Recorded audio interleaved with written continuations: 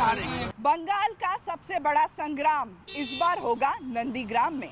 एक तरफ शुवेंदु अधिकारी जो कभी ममता के सिपे सालार रहे हैं, तो दूसरी तरफ खुद ममता बनर्जी। वही नंदीग्राम है जिसने ममता को सत्ता की सीढ़ियां चढ़ाई थी और अब 14 साल के बाद फिर नंदीग्राम लिखने चला है राज्य की राजनीति की किस्मत। शुवेंदु के जीवन का ये सबसे बड़ा दांव है, तो वहीं ममता के लिए भी ये देखने की बात होगी कि नंदीग्राम उनको कुर्सी पर काबिज रखता है या फिर उनकी जड़ें हिलाकर रख देगा। दरअसल पहले चरण में कुल 60 सीटों पर चुनाव होने हैं, जिनमें से 57 सीटों के लिए बीजेपी ने अपने उम्मीदवारों के नाम का ऐलान किया है। बीजेपी ने पहले चरण में एक सीट अपनी सहयोगी पार्टी आजसू के लिए छोड़ी है।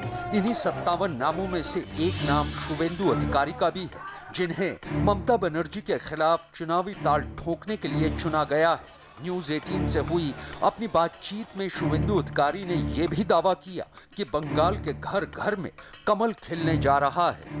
मैं फुल सिंसियरिटी मैं इस जो चुनावी जंग है उसमें मैं काम करूंगा।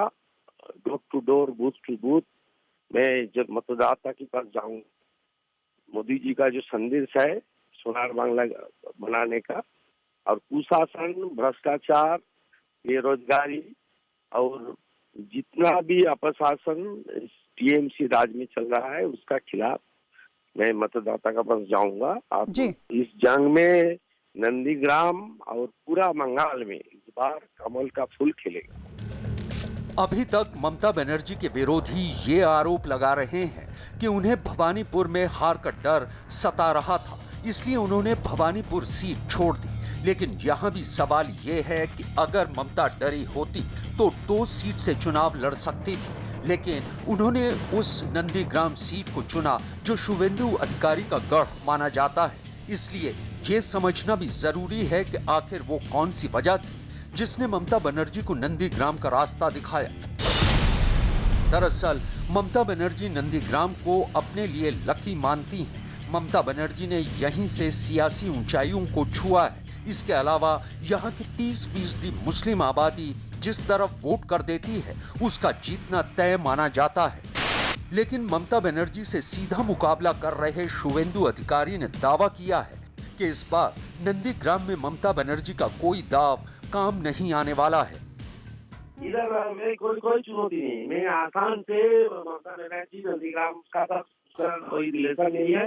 हर 5 साल अंतर जब चुनाव आता है वो आता है और वोट मांगता है, लेकिन नंदीग्राम के लिए ममता बनर्जी का कोई कंट्रीब्यूशन नहीं है।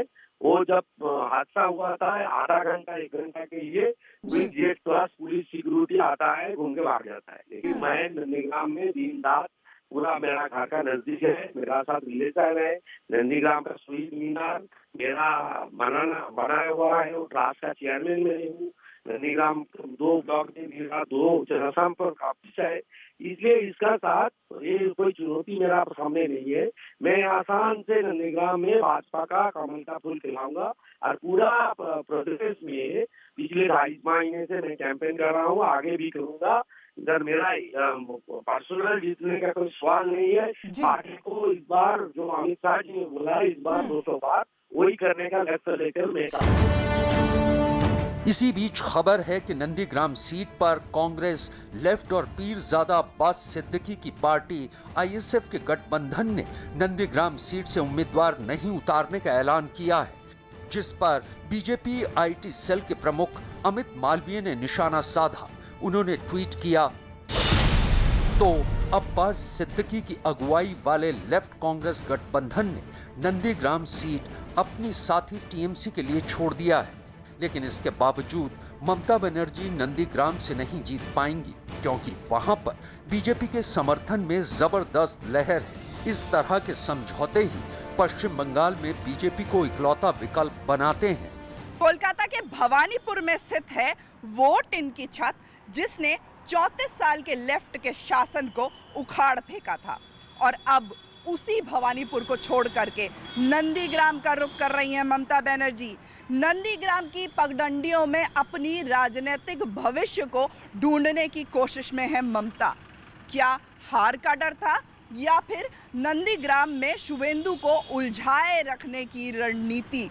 ये तो साफ है कि बंगाल में सबसे बड़ी लड़ाई इस बार नंदीग्राम की है, जहां पर लेफ्ट और कांग्रेस ने भी मैदान खुला छोड़ दिया है शुवेंदु और ममता को आपस में दो हाथ करने के लिए। बंगाल के सियासी